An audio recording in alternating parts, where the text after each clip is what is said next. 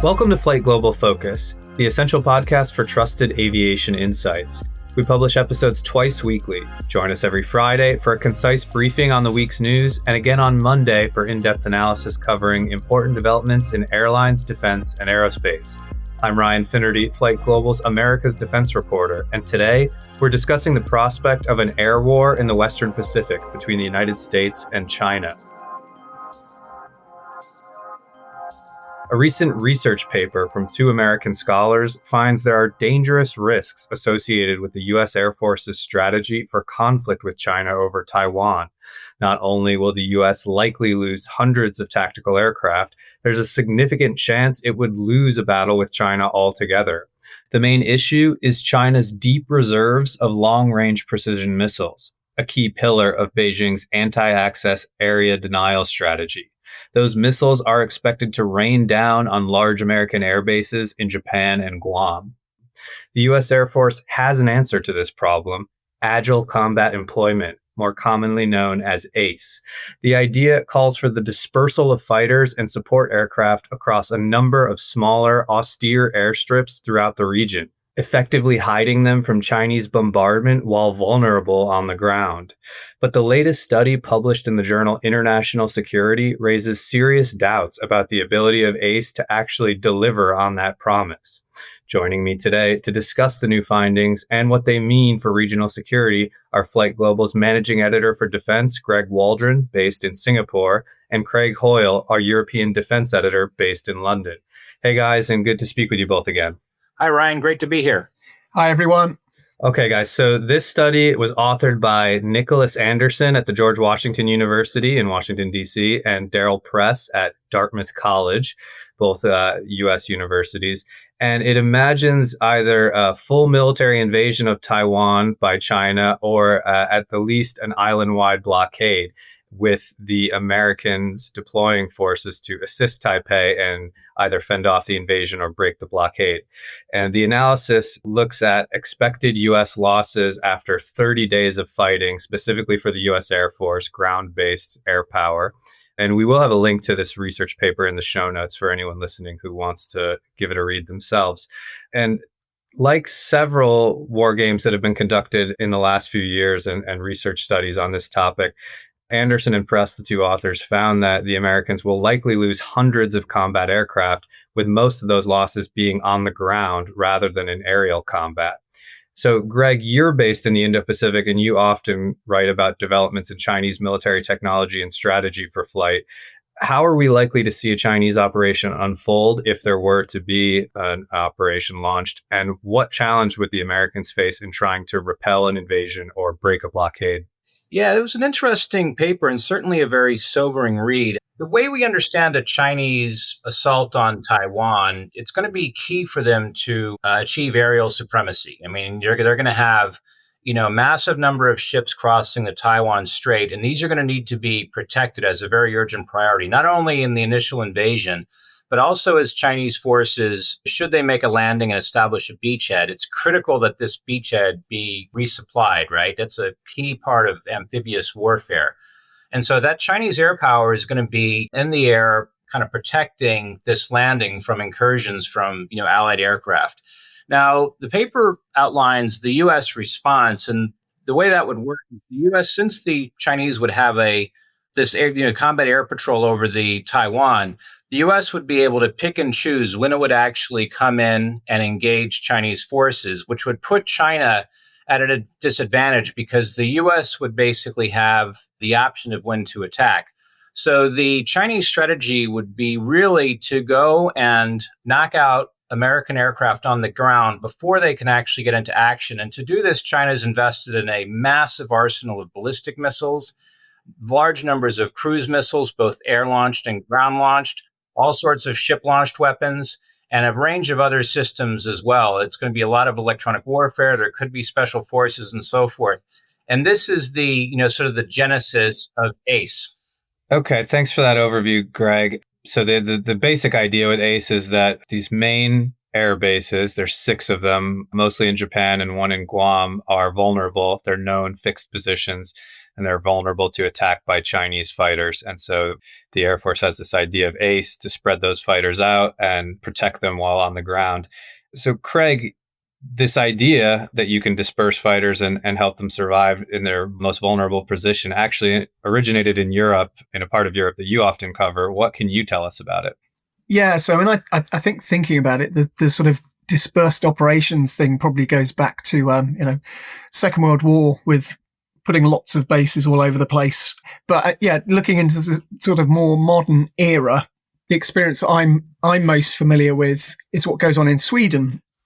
So they're a recent entrant to NATO, but before that, their whole posture was around nation defense. They have comparatively good-sized air force, but compared to Russia, it's tiny. What they do there is, so it's not an ACE concept, it's a dispersed operations concept. And the idea is that the forces and the aircraft kind of disappear into the forest, essentially. So what they will do in practice is you'll have a small road strip in the middle of nowhere, essentially, and a jet will go and land there quickly, have support people waiting there on the ground to refuel it and rearm it, and then it's up again in the air before the enemy can work out where they are and attack them. So it's a good sounding policy on paper. What of course has happened is, after the end of the Cold War, the infrastructure there has been sort of let go a little bit. So I don't know how many of these remote bases they used to have, but they don't have as many these days. So your well-prepared adversary will probably know exactly where they are. So there's a bit of a lack of capability at the moment. But essentially what you do is, so I went to a demonstration of one of these last year during a visit to Sweden, and it was done by the F7 wing just near Såtenäs Air Base at their home. And what they do is they come in, they close a small section of local road and practice landing the aircraft on it. So it is a small section of road. It's 1 kilometer long, but essentially the box they operate in is 800 meters by 17 meters. So the Saab Gripen, which they use these days, the wingspan is about 8.5 meters. So you've basically got half a wing of room on either side of the runway, the road runway, and then you've got a small section of land and then trees. It's a pretty sporty activity to do, and the Swedes will tell you that the Gripen is the only aircraft that can do this. So they are practicing it more these days. But what sort of supports it really well is that you have a very small support team. So you may only have 4 or 5 people, some of which are conscripts, and they'll come along and do the rearming of the aircraft. There'll be one little fuel tanker there that looks just like a commercial truck. And the whole activity takes place in about 15 minutes. I think a lot of other air forces have been to see the Swedes and look at how they do things, because when we think of an ACE construct, quite often you're talking about things like landing F-35s on a road in Finland. Well, it's a big highway. It's not a little section of road. And then to support that, you've maybe had to fly a C-17 load of equipment in and then move that equipment by truck or C-130J to where the exercise is happening. So the sort of agile, and there's agile. And generally speaking, Europe's practicing this more, but they're very out of practice. Poland did an exercise on one of their highways in 2023, and that was the first time they'd done it for 20 years. I'm not aware of the UK having done any sort of ACE-type operations. They've landed Typhoons away from home at some other military air bases. So it's a capability that's there, but it needs more practice, needs more development, and more nations need to be doing it. And in the context of the Swedish Air Force, Craig, is this distributed operations strategy, is that their main focus if there were to be an invasion? I guess maybe it's different now that they're a member of NATO, but when this was being developed, was that their immediate plan to go to dispersed operations, or was it viewed more as a backup or a supporting effort in the way that the Americans are looking at it in the Pacific? So basically, they would assume they would be subject to a huge attack, and the idea would be that they would disperse as much equipment as they possibly can, as quickly as they can. They would move around the country. It's a big country. There's a lot of forests, so I guess there's lots of places you could hide in theory. And like I said, today there's not that much infrastructure to do this, but the idea they have is very much they would do this with when they have their globalized surveillance aircraft.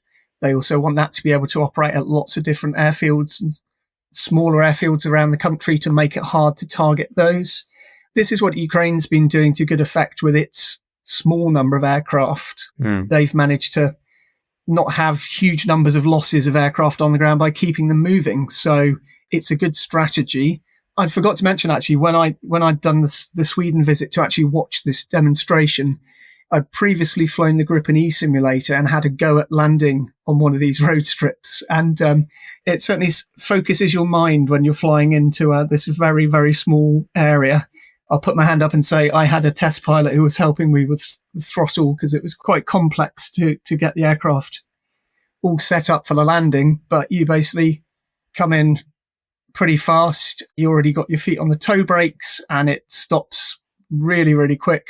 You turn it around in the width of the road and you go back to where the supporting people are. So it's a very slick operation to see it in action. Hair-raising experience, I'm sure, having attempted a few landings in simulators myself on proper runways. I'm sure that was quite the challenge.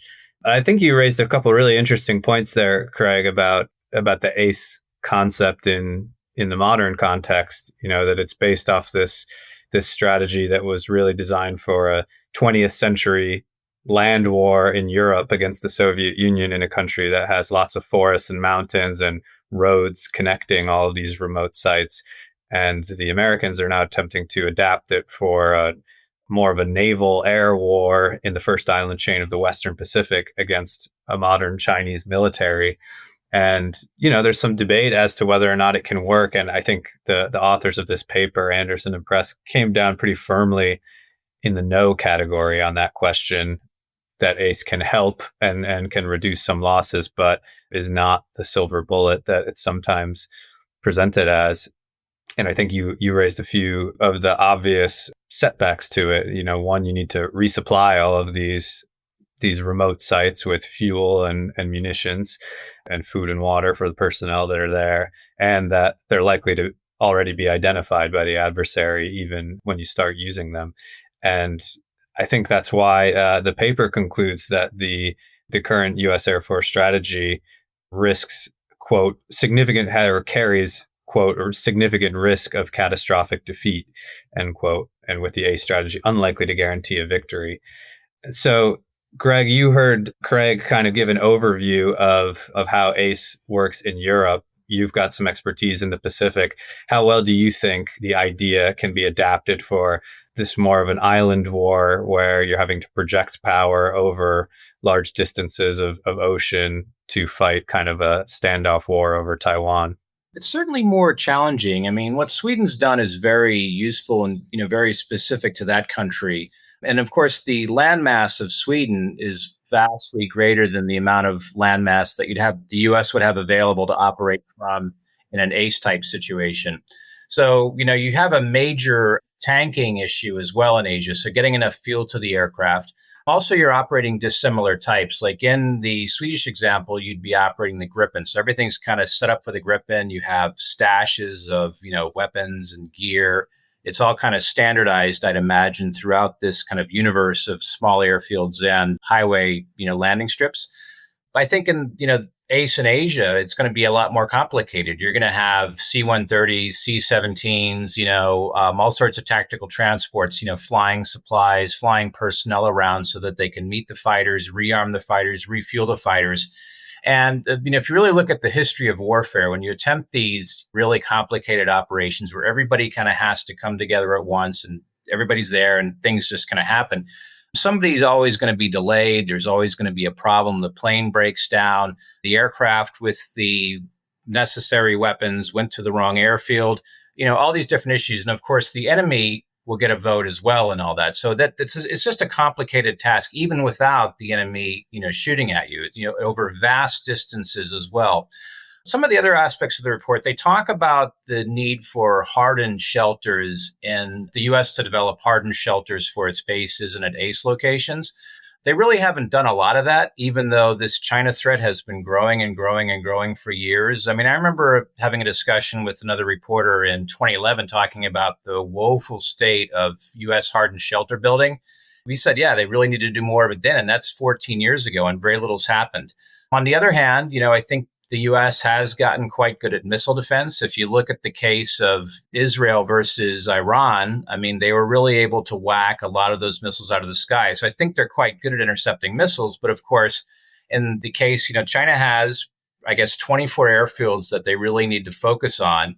And they can build a lot of missiles, and they can really pummel these things. They can put up a lot of decoys. I mean, they can really force the U.S. to exhaust its missile defense stocks quite quickly.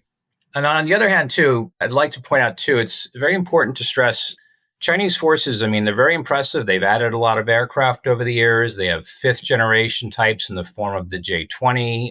You've seen some success with Chinese aircraft, such as the J-10C shooting down Rafales in the recent India-Pakistan skirmish. But the Chinese forces are still relatively untested. So they've made big progress, but it's not 100% clear how well they're going to perform. But even that said, though, another point I'd like to make, too, back to the hardened shelters thing, China has invested in hardened shelters for its air bases that would be engaged in any conflict around Taiwan. So their aircraft have hardened shelters that they can go back to. And the other thing I'd add, too, is in a war over Taiwan, it is very possible that the U.S. president might be reluctant to order direct strikes against the Chinese mainland. In the Korean War, MacArthur was really pushing for strikes against Chinese logistics, Chinese cities, Chinese units across the border. And Truman refused to give him that because he was concerned about a nuclear war kicking off with the Soviet Union at the time. So basically, China had this, huge sanctuary from American air power. Similarly, in the Vietnam War, I think it was like a 20-mile buffer zone leading up to the Chinese border that the U.S. was not allowed to bomb. So basically creating like a sanctuary. So I would suspect also not only, will the U.S. have to deal with Chinese air power over Taiwan, but I have a strong suspicion that they will not be able to actually strike Chinese aircraft in China. And even if they do, they're going to be facing a very serious surface-to-air missile threat and also the hardened shelters at Chinese bases. I think that's a great point, Greg. And I guess we should say, too, there's kind of the opposite side of that coin, which is we don't know if there were to be a war that China would strike U.S. bases in Japan and Guam and elsewhere. That would mark a significant escalation on their side as well. So there are a lot of unknowns here. And if the Chinese government opted not to launch direct missile strikes on Japanese territory, for example, that really changes the calculus that's outlined in this paper, because as we've mentioned, this study and several others find that most of the U.S. losses, in this paper, it was 94% of losses were coming on the ground rather than in air-to-air combat. There are a lot of unknowns, as you've identified there. And I think one of the other things that is interesting that Craig mentioned, or that Craig made me think of, was this whole distributed operations concept that came from Sweden. They built a fighter aircraft, the Gripen, that was really designed to operate in these type of environments and built their strategy around that. Whereas the U.S. has not done that. Aircraft like the F-35 and the F-16 are much more sensitive and have more difficulty operating on some of these rugged and austere airfields that aren't being constantly swept for debris and well maintained like that. And do you think that will play a role as well in the kind of success of this strategy, Greg? Yeah, the different types of aircraft. I mean, the F-35A was envisaged as operating from, big runways. And again, a lot of the aircraft the U.S. uses were kind of built on the assumption that they'll be operating from a big, sanctuary style base, as they did in the first Gulf War, as they did in the second Gulf War. I mean, basically, since the end of the Second World War, the U.S. air power has operated from a sanctuary. And that's what, of course, will be very different about any conflict with China, because the air bases themselves will come under threat. And of course, China is going to be using its ISR, intelligence, surveillance, and reconnaissance to really, keep an eye on what U.S. aircraft are doing. And one of the points that the paper makes, which I thought was quite interesting, is that this will really kind of force the US to knock out Chinese ISR very early in the conflict, effectively blinding Chinese leadership. And the paper sees this as highly escalatory. So that's something, that needs to be considered. It even suggests that probably the best course of action, of all the bad choices the report outlines, it outlines the best course of action is really consolidating on those big 6 fixed bases, have really good hardened shelters, have really good ballistic missile defense, and have really good electronic warfare protection, as opposed to maybe attempting ACE. It also talks about the security of these remote airfields in places like the Philippines, assuming the Philippines will let you have access to the remote airfields. These are highly populated areas. And of course, there will be a very serious counterintelligence challenge in the sense that you could have, paid informants around these locations who can basically listen for more activity and find out when the Americans are coming and so forth. And that could go back to China and again set up a kill chain to attack the base while American aircraft are on the ground.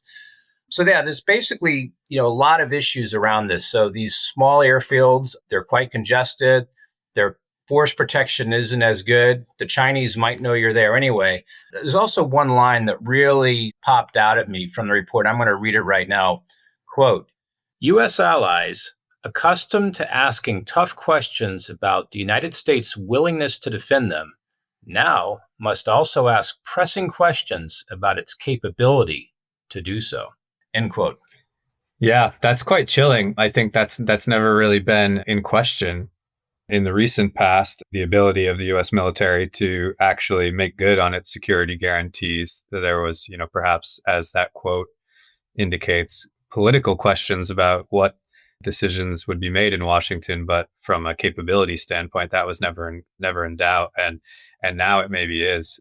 And yeah, I think you're right, Greg, that the whole ACE concept sort of is relying on secrecy or lack of detection, preventing detection to be effective, and there's a lot of maybe doubt as to whether or not that can actually be achieved. And if that's the case, maybe it is better to just really concentrate on well-defended small number of large installations. Definitely a lot of dilemmas, as you said, which is the same term that military leaders in the Pentagon like to use to say they want to create dilemmas for their adversaries. And now that really seems to have been turned backwards on them. And China is really creating a lot of dilemmas for the US and its allies.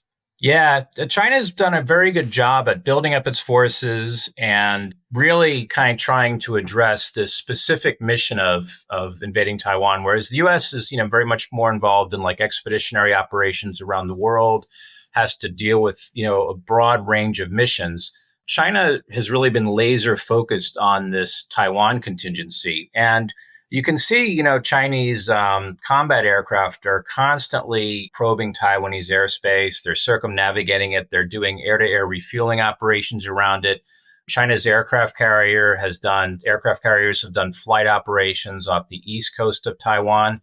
They see the Chinese carriers as, extending that area access, area denial strategy out beyond Taiwan to really create a bubble of safe space around Taiwan that will allow Chinese invasion forces to cross the strait, create a beachhead, and then resupply forces as they crush opposition on the island of Taiwan.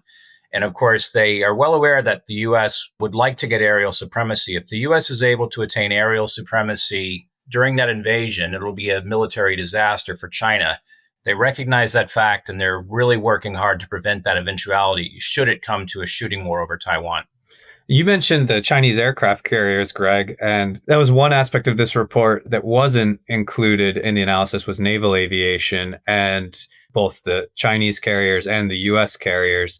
There's been a lot of discussion in Washington and kind of the think tank circles about whether or not U.S. carriers can be effective in this fight if they're too vulnerable to missile attack, if they need to stay farther away from Taiwan to be survivable.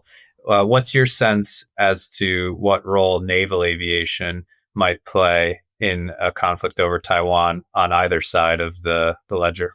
I think China, the traditional view is that China's kind of an immature naval power, and therefore they like to hold their navy back in the event of a conflict. But they've made such a massive investment in their, the aircraft carrier fleet, of course, is growing. They have very powerful cruisers and destroyers with massive blocks of surface-to-air missiles.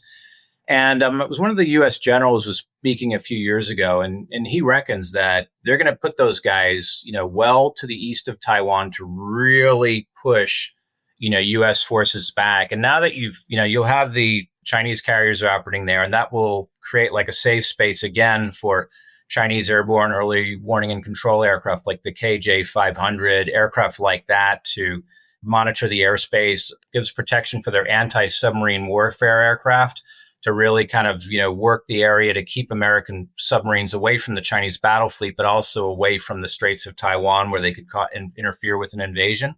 And that would be kind of the vision for Chinese naval aviation. And of course, now the Chinese are testing the Fujian, which will have a far bigger air wing and a integrated airborne early warning and control aircraft in the form of the KJ-600.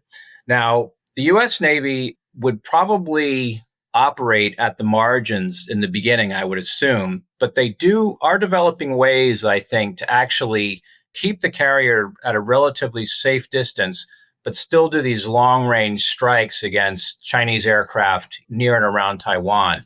And, you'll probably see missions, for example, involving the Super Hornet has a new missile called the AIM-174B, which is based on the, a surface, I think it's the Standard Missile 6, the SM-6, that's right. Big. Remember that missile came out? The anti-ballistic missile defense, I believe. And now they're using it as an air-to-air missile. And the F-18 Super Hornet will be able to fire this at a very long range to pick off, Chinese surveillance aircraft and other aerial assets. And you'll also have a better U.S. Navy refueling capability when they bring in the MQ-25. So they will be able to put the air wing out a good distance from the carrier. And that will be able to start chewing away at the edges of Chinese, air power that's over Taiwan. But again, the carriers will be subject to attack. There'll be submarines out there, and it will be a very difficult environment. But that being said, the carriers, move very fast. The U.S. again and Israel had very good success shooting down Iranian missiles coming at fixed targets. So I think when the Chinese are trying to shoot at a moving target like a carrier, I think it will actually be quite challenging for them to get a solution, especially if the carrier is operating at a safer distance. But, hopefully we never have to see any of this occur, but certainly a lot of variables to think about with this.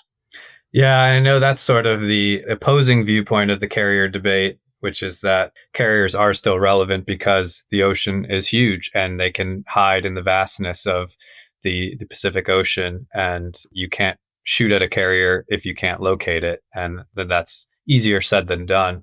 So there's definitely still an open debate on that front. I think what is known is that in the event of a full amphibious invasion of Taiwan by China, U.S. air power is going to be instrumental in knocking back the landing ships and the China's huge fleet of civilian ferries that will be converted into troop carriers and to move all those troops ashore. All of the studies that are unclassified and open source indicate that air-launched anti-ship missiles are going to be instrumental in attriting that landing force enough to beat back an invasion. And if the U.S. can't get aircraft close enough to launch those anti-ship missiles, it'll be a much harder problem for Taiwan to defend against a large amphibious landing like that. So as you pointed out, Greg, a lot of dilemmas on both sides and a lot of unknowns. And hopefully it's something that remains theoretical and we never have to actually see if any of these predictions bear out. Yeah, and it's important to note that the U.S.'s Air Force is not relying entirely on ACE. It's developed the quick sink munition, which can be dropped from the B-2 bomber, which is like a low-cost bomb designed to actually sink ships. And it appears to be very focused on the possibility of repelling an invasion in the Taiwan Strait. Craig, any thoughts on that? Yeah, I think there's some interesting discussions around things like hardened aircraft shelters. Big precision guided weapons, cruise missiles, they're going to take those out. So I don't think spending lots on strengthening the HASs is going to get you anywhere really. And ultimately, if you build up the protection for your aircraft, well, if I'm a smart military, I can come along and put half a dozen weapons down your runway and then they can't take off anyway. I was just going to say on the sort of question of mass, we always think of China having huge mass, but I think it's worth bearing in mind that China doesn't have over 500 tanker aircraft like the US and doesn't have, 10 massive aircraft carriers.